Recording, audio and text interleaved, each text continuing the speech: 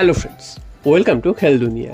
Tractor FC match এখন অতীত। মোহনবাগানের সামনে লক্ষ্য শুধুই মোহামেডান স্পোর্টিং ম্যাচ। তো মোহামেডান স্পোর্টিং ম্যাচটা মোহনবাগানের জন্য খুবই গুরুত্বপূর্ণ, তোমরা সবাই জানো। কারণটা মোহনবাগান লাস্ট ম্যাচটা বিশ্রীভাবে হেরে গেছিলো বেঙ্গালুরু এফসির কাছে।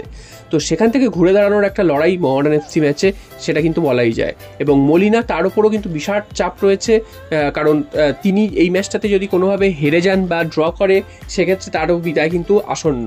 তো সেই জন্য এই ম্যাচটাকে পাখির চোখ করেছে মোহনবাগান এবং কোচ মলিনা, এবং এই ম্যাচটাকে যে করেই হোক জিততে চাইছে। অন্যদিকে প্লেয়ারদেরও যেভাবে সমালোচনা হয়েছে, সমর্থকরা যেভাবে প্লেয়ারদেরও সমালোচনা করছে, সেখানে প্লেয়ারদেরও একটা উদ্বুদ্ধ হওয়ার কথা যে যেভাবেই হোক তারা একটা ভালো পারফরমেন্স করে যাতে আবার পুরনো ছন্দে ফিরতে পারে। এমনিতেই মোহনবাগানের এই বছর ফুটবল একেবারেই ভালো হচ্ছে না, মোহনবাগানের দলটা ভালো হয়নি, সেটা নিয়েও একটা ক্ষোভ রয়েছে সমর্থকদের। তো সেদিক থেকে দেখতে গেলে এই ম্যাচটা মোহনবাগানকে যেভাবেই হোক জিততে হবে, যদি লিগ টেবিলে একটা ভালো জায়গায় থাকতে হয়। কারণ প্রথম দিক থেকে যদি মোহনবাগান পিছিয়ে পড়ে, সেক্ষেত্রে কিন্তু শেষের দিকে গিয়ে লড়াইটা আরও কঠিন হবে। আর এবারের আইএসএল এর প্রথম 3-4টে ম্যাচ প্রত্যেকটা টিমকে দেখে যেটা বোঝা যাচ্ছে যে এই লিগটা কিন্তু ওপেন হবে, যে কোনো টিম যে কোনো দিন যে কোনো দলকে হারিয়ে দিতে পারে। তো খুবই তুল্যমূল্য লড়াই হচ্ছে, এবং যাদেরকে একেবারে ধর্তব্যের মধ্যেই রাখা হচ্ছিল না, তারাও কিন্তু দুর্দান্ত ফুটবল উপহার দিচ্ছে।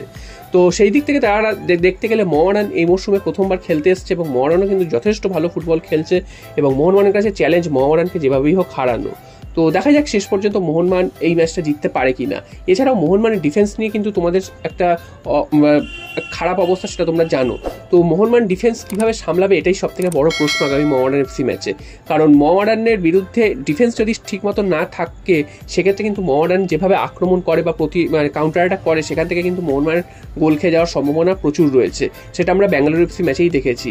তো তাই জন্য মোহনবাগান ডিফেন্সে কিন্তু নুনো রেইসকে নিয়ে আসা হতে পারে, সেরকমটাই কিন্তু শোনা যাচ্ছে। তাকে রেজিস্টার্ড করানো হতে পারে, তবে কাকে আনরেজিস্টার্ড করানো হবে সেটা কিন্তু এখনও জানা যাচ্ছে না। তবে টম অ্যালডার, তিনি তো খেলছেনই, এবং অ্যালবার্টো রড্রিগেজ, তিনি একটু চোটের জন্য বাইরে রয়েছেন। তবে তাকে কি আনরেজিস্টার্ড করে নুনো রেইসকে তাকে কি রেজিস্টার্ড করানো হবে, সেটাই কিন্তু একটা প্রশ্নের ব্যাপার।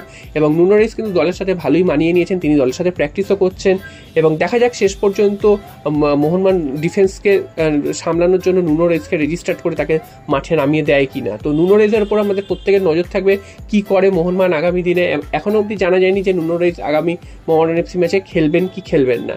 তো নুনো রেইসকে যদি তোমরা দেখো হঠাৎ করে মোহামেডান এফসি ম্যাচে তাকে খেলতে, তাহলে কিন্তু অবাক হওয়ার কিছু থাকবে না।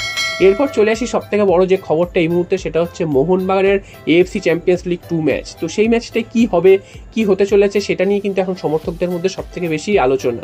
কারণ মোহনবাগান যে কারণে ইরানে যায়নি, তো তোমরা জানো যে সেটা নিয়ে কিন্তু প্রচুর সমালোচনা হয়েছে, এবং বিভিন্ন জায়গা থেকে কিন্তু মোহনবাগানকে ট্রোলও করা হয়েছে যে মোহনবাগান 10 গোল খাওয়ার ভয়ে আসতে চাইছে না, বা মোহনবাগান পালিয়ে যাচ্ছে। তো এরকম অনেক ধরনের ট্রোল করা হয়েছে। তবে বিভিন্ন মোহনবাগান সমর্থকরাও কিন্তু বিভিন্ন জায়গায় তারাও কিন্তু সোচ্চার হয়েছিল যে দল এভাবে যাচ্ছে না, যেভাবে হোক অন্তত দলের সেখানে যাওয়া উচিত ছিল, কারণ অন্যান্য চ্যাম্পিয়ন্স লিগের ম্যাচগুলো যেহেতু অনুষ্ঠিত হচ্ছে ইরানে। তবে কালকের সন্ধ্যের পর বা রাত্রির পর থেকে পরিস্থিতিটা কিন্তু পুরোটাই পাল্টে যায়, এবং বিভিন্ন জায়গা থেকে ভিডিও আসতে শুরু করে। বিভিন্ন দেশ বিদেশের খবরে দেখা যায় যে ইরান ইসরায়েলের মধ্যে যুদ্ধ প্রায় বেঁধেই গেছে, এবং ইরানের আকাশে মিসাইল, এবং সেই মিসাইলটা কিন্তু ইরান ছুটছে ইসরায়েলের দিকে। এবং সেইটাও কিন্তু দেখা যাচ্ছে এএফসি চ্যাম্পিয়ন্স লিগ এলিট ম্যাচের একটা খেলা চলছিল, তো তার গ্যালারি থেকে ভিডিও করা হয়েছে। এছাড়াও বিভিন্ন ভিডিও, অনেক ভিডিও সামনে এসছে। তো সেই ভিডিওগুলো থেকে দেখে স্পষ্টই বোঝা যাচ্ছে যে সেখানে কিন্তু একদমই খেলার পরিবেশ নেই। আর মোহনবাগান যেখানে খেলতে যেত, অর্থাৎ তাবরেজ শহর ইরানের, সেইখানে কিন্তু ট্র্যাক্টর এফসির হোম গ্রাউন্ড। তো সেই তাবরেজ শহরের সামনেই কিন্তু এই ক্ষেপণাস্ত্রগুলো সব লঞ্চ করা হচ্ছে বলেই শোনা যাচ্ছে। তো সেই জায়গায় যাওয়া কিন্তু যথেষ্ট রিস্কি। এছাড়াও ইরানের সমস্ত এয়ারপোর্ট কিন্তু বন্ধ করে দেওয়া হয়েছে, অর্থাৎ সেখানে যদি কোনো বিদেশি প্লেয়ার বা কোনো মানুষ যান, সেখানে কিন্তু ফেসে যাওয়ার সম্ভাবনা সমূহ। তাই সেই দিক থেকে দেখতে গেলে মোহনবাগান ম্যানেজমেন্ট যে ডিসিশনটা নিয়েছে, সেটা কিন্তু অনেকটাই বাঁচিয়ে দিয়েছে বলা যায় ফুটবলারদের, নাহলে কিন্তু অনেকটা সমস্যার সম্মুখীন হতে পারতো। যদিও মোহনবাগান ম্যানেজমেন্টের অনেক সমস্যা রয়েছে, তারা কিন্তু অনেকটা আনপ্রফেশনালের মতনই কাজটা করেছে। অর্থাৎ এই আর কিছুক্ষণ পর ম্যাচ শুরু হওয়ার কথা, এখনও কিন্তু কোনো অফিসিয়াল আপডেট আসেনি এই ম্যাচটা সম্পর্কে যে মোহনবাগান কী করেছে অ্যাকচুয়ালি।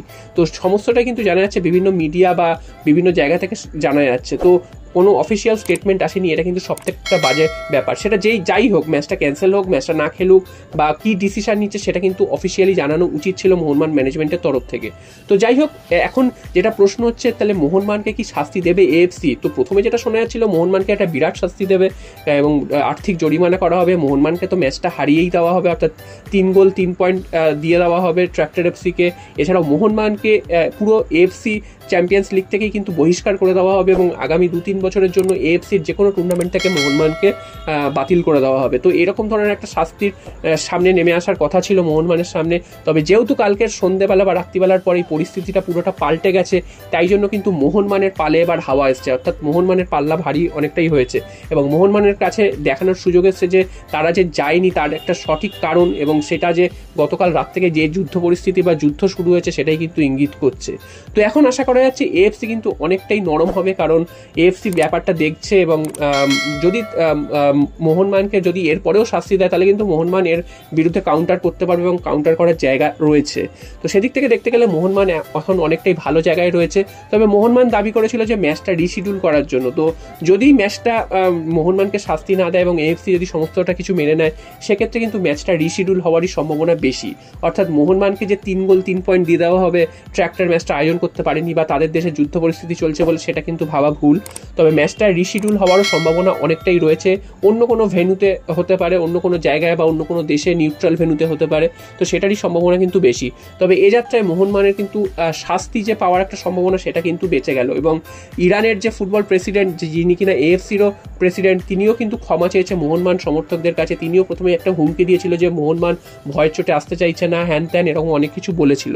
তবে এখন তিনিও কিন্তু লাস্টে টুইটারে তিনিও ক্ষমা চেয়েছেন এবং তিনি বলেছেন যে মোহনবাগান সমর্থকদের যেভাবে বলা হয়েছে তার জন্য তিনি খুবই দুঃখিত এবং সত্যি ইরানের অবস্থা এই মুহূর্তে প্রচণ্ড ভয়াবহ এবং সেখানে যখন তখন যুদ্ধ লাগতে পারে এবং বিদেশি নাগরিক বা প্লেয়ারদের কিন্তু এই মুহূর্তে সেখানে না ট্রাভেল করাই উচিত এবং সেখানে ফুটবল খেলারও পরিবেশ প্রায় নেই বললেই চলে। যদিও কালকের দুটো ম্যাচ কিন্তু নির্বিঘ্নেই হয়েছে এবং সেই ম্যাচ দুটো কিন্তু শেষ হয়েছে। তবে দেখা যাক শেষ পর্যন্ত এএফসি কি সিদ্ধান্ত নেয়। তবে 1-2 দিনের মধ্যেই হয়তো এএফসির ডিসিশনও চলে আসবে। যা মনে করা হচ্ছে মোহনবাগানের শাস্তি পাওয়ার সম্ভাবনা অনেকটাই কমে গেছে, মোহনবাগান শাস্তি পাবে না এবং যদিও তাদের শাস্তি দেয় সেক্ষেত্রে কিন্তু মোহনবাগান অ্যাপিল করার একটা সুযোগ থাকবে। তবে ম্যাচটা কিন্তু রিশিডিউল অর্থাৎ পুনরায় অন্য কোনো দিন অন্য কোনো শহরে এই ম্যাচটা কিন্তু আয়োজন হওয়ার সম্ভাবনা রয়েছে। সেখানে যদি ট্র্যাক্টর এফসি না খেলতে যায় বা না আয়োজন করতে পারে সেক্ষেত্রে কিন্তু মোহনবাগানকে 3 গোল 3 পয়েন্ট দিয়ে মোহনবাগানকেই জিতিয়ে দেওয়া হবে। তো দেখা যাক শেষ পর্যন্ত কি হয় বা পরবর্তী আপডেট কি আসে সেইটা কিন্তু তোমাদের সাথে সাথে